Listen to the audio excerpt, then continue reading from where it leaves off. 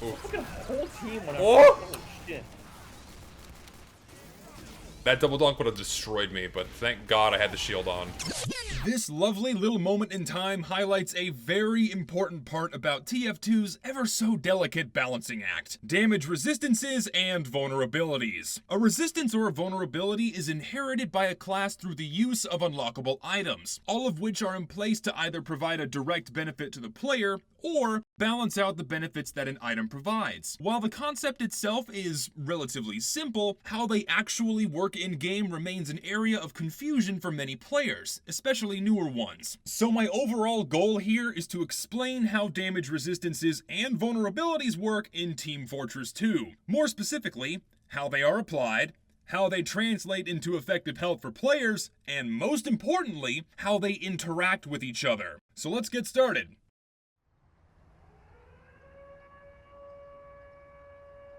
Hey, how are you? Hey, it's me. It's a good thing I caught you. Good thing I got you right at the beginning of the video. You're gonna want to skip this one, because this one sucks.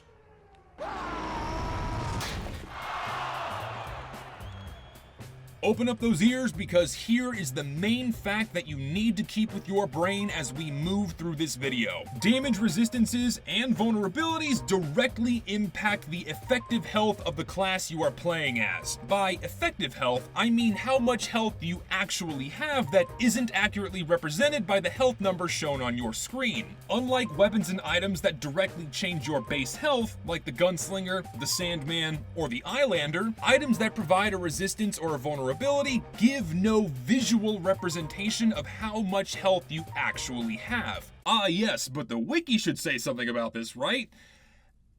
Oh wow, that's about as useful as a horse with no legs. Okie dokie then. So with the motivation properly solidified, let's get into how resistances and vulnerabilities actually work.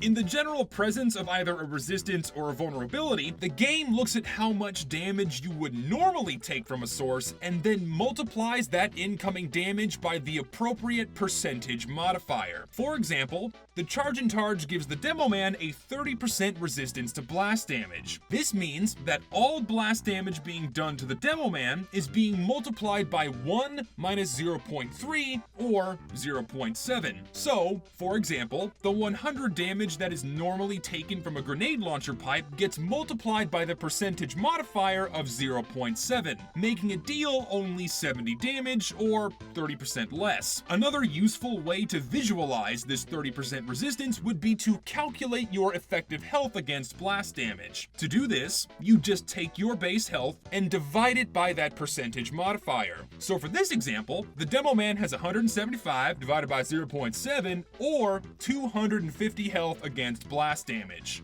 Pretty simple, right?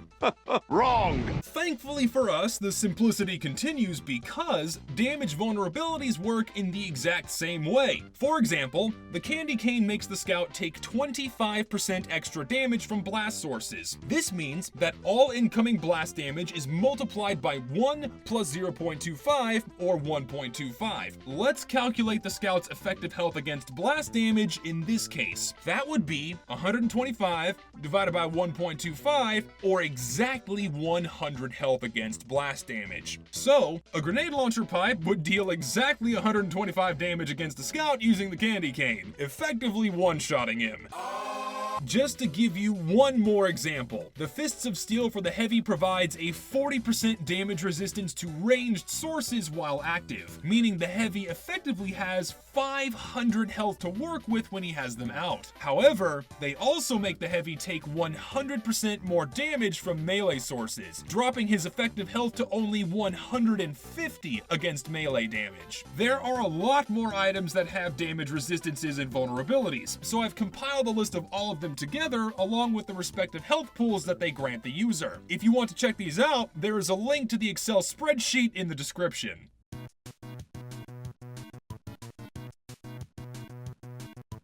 Players can also be subjected to multiple resistances and vulnerabilities at the same time. So how do resistances and vulnerabilities interact with each other? When you have more than one resistance or vulnerability to the same damage type, one's intuition might assume that they would just add up. This is incorrect. In TF2, damage resistances are not additive, they are multiplicative. This is unfortunately where the usefulness of the wiki ends, so allow for me to elaborate. In as simple of mathematical terms as I can put it, this is how multiple resistances or vulnerabilities stack together. The percentage modifier to the damage is simply the first one, multiplied by the second one, multiplied by the third one, and so on and so forth. Going back to the Charge and Charge demo being healed by the Vaccinator Medic, all incoming blast damage is multiplied by 1 minus 0.3 multiplied by 1 minus 0.1, which is equal to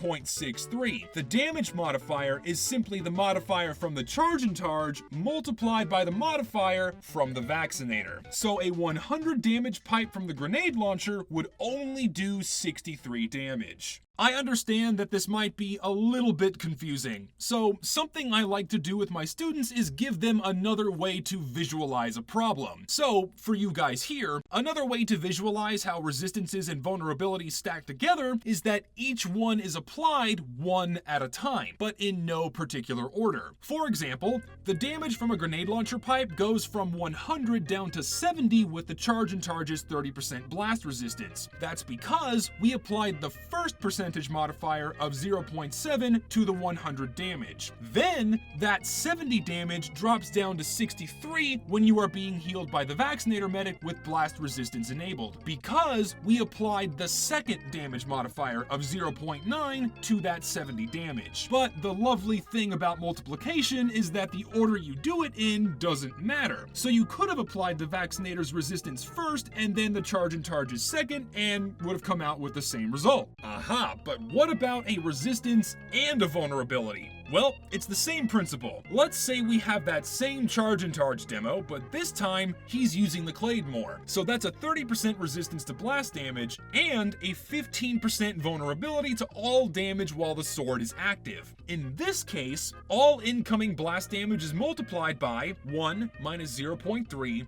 multiplied by 1 plus 0.15, which is equal to 0.805. So here, the demo man takes 81 damage from a grenade launcher pipe, since 100 times 0.805 is equal to 80.5, which is then rounded up to 81. Hold on a second, you thought I was done, but things are about to get really crazy here. What about 3 or more resistances and vulnerabilities?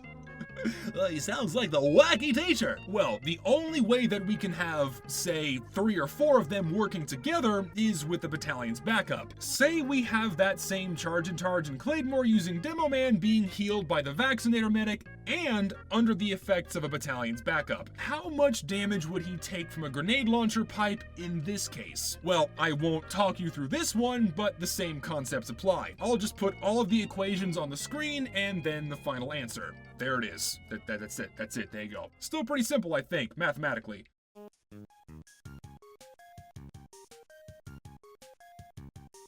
There is one last thing that I need to cover, and that's how resistances and vulnerabilities interact with crits and mini-crits. Put simply, resistances and vulnerabilities ignore crits and mini-crits. They only reduce or increase the damage taken by the base damage of the weapon, and do not adjust damage based on the crit or mini-crit value. For example, a pain-trained soldier takes 10% extra damage from bullets. This makes a sniper body shot deal 55 damage, since 50 multiplied by 1 plus 0.1 is 55. Under the effects of mini-crits, a regular sniper rifle body shot only deals 68 damage. On this pain-trained soldier, it deals 73 damage. If we take the difference of 73 and 68, that's just 5. Only 5 damage was added to this mini-crit value. That's because only 10% of the sniper rifle's base damage was applied from the pain-trained's vulnerability, and the extra damage from the mini-crit was ignored.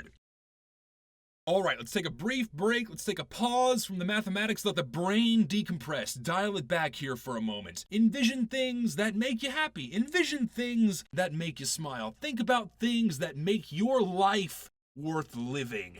Hey, hold on one sec. What? Hold on. What? Huh? What do you mean there's no such thing as a mid-roll ab break? It says right here in the fucking script, I just did it, look.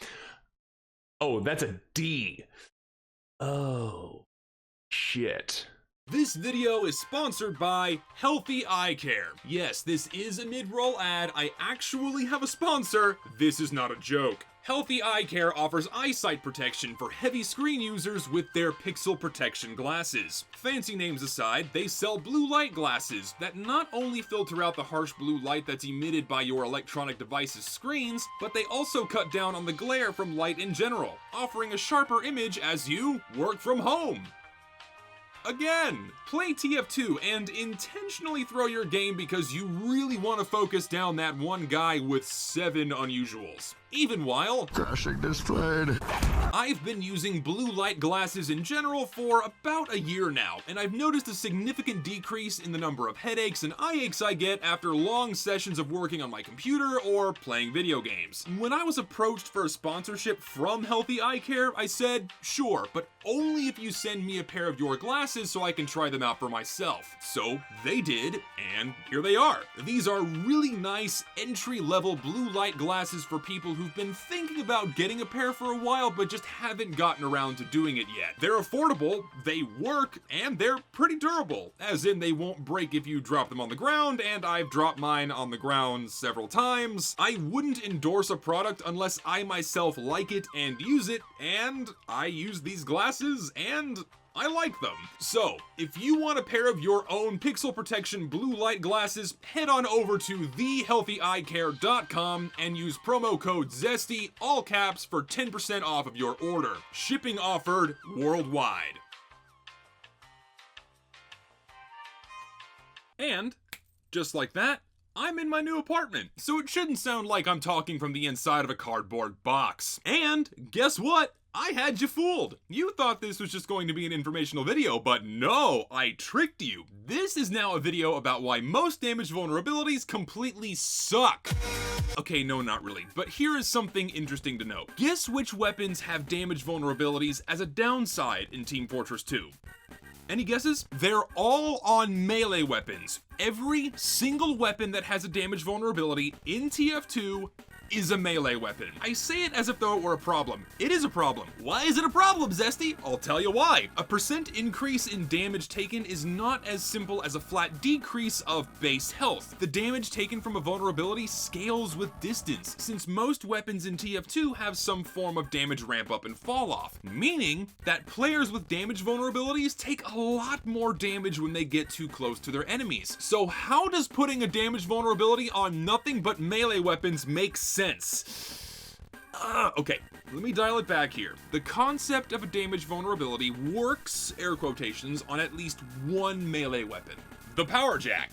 This item grants the user with 15% faster movement speed while active, and 25 health restored on kill, but at the cost of a 20% damage vulnerability on the wearer while it's active. Most of the time, this weapon is used as a mobility tool. However, it does grant 25 health on kill, which incentivizes the player to use it in combat. But here's the thing. Melee kills with pyros usually happen within a very small time window, especially with the Power Jack, since not only are pyros able to pin players against walls with the air blast to secure a melee kill, but the 15% faster movement speed closes the distance even quicker. Oh yeah, and random crits exist. That 20% damage vulnerability doesn't have enough active time in combat to be a severe detriment to the user, unless they just get unlucky and whip it out right as they get hit from a high damage source that they don't see coming. It's an incredibly reliable movement tool, but its other benefits make it a reliable melee weapon in the right scenarios. The damage vulnerability is rarely an issue with the item, which is why the Power Jack is the best pyro melee right now, aside from the Extinguisher. This is the only example of a current damage vulnerability that isn't completely counterintuitive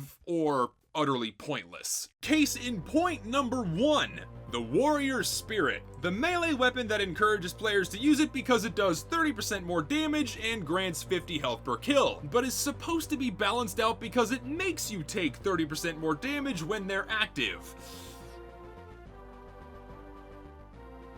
After exercising my right to bear arms for a while, it's not as bad as people make it out to be, thanks to the fact that it can two-shot anything under 170 health and the existence of a 254 damage random crit.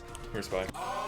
But damage vulnerabilities on melee weapons don't work on classes like the Heavy, because he moves so goddamn slow. Unlike the Power Jack, your time window of active use with the Warrior Spirit is way larger, leaving you even more vulnerable to extra damage. But then, if you try to pair it with the Buffalo Steak Sandwich, the item in the same item set that is supposed to make you even more powerful with your melee by speeding you up and making you deal mini crits, just makes you take even more damage. Altogether, the Warrior Spirit encourages players to use their melee, but then punishes them way too heavily for using their melee. It's hideously counterintuitive. The concept of taking more damage because you deal more damage is already not a good way to balance an item, but especially so for a slow-moving tank. I say, rework the item so that 30% damage vulnerability is completely removed, but slow down the firing speed like the KJB. I think that's a step in the right direction. Case in point number 2. The Claidheamohmor. Currently, the Claidheamohmor grants you with half-second longer charges and 25% charge back on kill, but at the cost of a 15% damage vulnerability while the sword is active. Why Valve ever opted to swap the minus 15 max health for a 15% damage vulnerability is just... why? Because the damage vulnerability punishes the Demo Man for the exact same reasons the Warrior Spirit punishes the Heavy. It encourages players to use their melee, but then punishes them for getting too close to players with their melee. Sure, for someone who is playing as Hybrid Knight or full Demo Knight, this doesn't sound like much of an issue, because the variety of available shields does offset the vulnerability significantly against fire and blast damage. But you still have to deal with melee and bullet damage. Bullet damage having the highest ramp up out of all others in the game. Plus, this melee weapon encourages longer charges, ergo, longer periods of time with it out and active, making you even more vulnerable to more damage even though it encourages you to have it out for longer periods of time. What? And then, if you try to play full Demo Knight with this thing, it just amplifies the issue, because the weapon is always out and active. Fuck! Can't live in this world anymore! These points aside, as it stands right now, the Claidheamohmor certainly isn't unusable. It's actually pretty decent, mainly because the damage vulnerability is only active when the weapon is active. So if you're playing Hybrid Knight and time things right, it shouldn't be that much of a negative impact as a user. But yes, I am one of those people. I say, revert the Claidheamohmor back to having minus 15 max health instead of the 15% damage vulnerability. I much prefer a slight punishment by having less health in all situations, rather than just a really big, fat, counterintuitive one when I'm supposed to be using it. And then number 3, we have the Southern Hospitality. This is a completely pointless damage vulnerability that was in place to balance out an upside that is essentially a direct upgrade to stock in servers without random crits enabled. The 20% fire damage vulnerability makes no sense for the engineer, because when is a pyro going to get close enough to an engineer to use his flamethrower, unless the engineer is caught out alone without a sentry gun near him? So I would like to say this entire time as I've been using the Southern Hospitality, I have not been hit by fire once. The downside of this weapon is not being realized at all, and I top score with it. Okay. Sure, one could argue that the pyro has flare guns, but unless it's the detonator or the scorch shot with an ample blast radius, good luck hitting him behind his buildings and other teammates. And even then, the initial hit from flare guns counts as bullet damage, not fire, so only the afterburn is affected by that vulnerability. The only scenario where this vulnerability even becomes a detriment to the engineer is when he just opts to charge at a pyro, or if a pyro charges him and his buildings, Ubered or otherwise. The Southern Hospitality needs something to make it more worthwhile to use, and something completely different to balance it out, because right now, this is one of the least used items in the game. Its upside is okay, kinda gimmicky, but effectively useless in comparison to the engineer's other melee options. I don't have an ample solution to rework this one. You guys throw some ideas at me. I don't know. Fuck it. Speaking of least used items, the final case in point is the Candy Cane. This item grants small health packs back on kill with any of your weapons, in exchange for a 25% vulnerability to blast damage at all times, regardless of weapon status. Oh god. For most players, this weapon, it just sucks, but for high skill players, this weapon works really well on what some consider to be the most mobile class in the game. Why? High-level scouts know how to jump and dodge, which largely negates the only downside the weapon has. Plus, they can secure kills more often to get those health packs back and return lost health. Meanwhile, every other scout just gets chewed up by blast damage. They rarely get to make use of its upside because they have a harder time getting kills to get health packs back, so they just keep dying to blast damage. It's a vicious cycle. This weapon is rarely used because so few players reach that upper echelon of skill to make the weapon worth using. I say the candy cane needs some leveling out. Make it reduce the scout's base health by 15 instead of the current 25% blast damage vulnerability. This way, all levels of skill are subject to the same downside and upside at all times, but new players won't be deterred from using the item because they won't get constantly one-shot by soldiers and demo men. And that's all I got. I hope you guys enjoyed this video. Yes, I know it was a long one, Jesus Christ, but what do you guys think about weapons with a resistance or vulnerability? Are the current ones justified? Are they too weak? Are they too strong? Let me know what you guys think in the comments below. Peace out, guys, and I'll see y'all next time.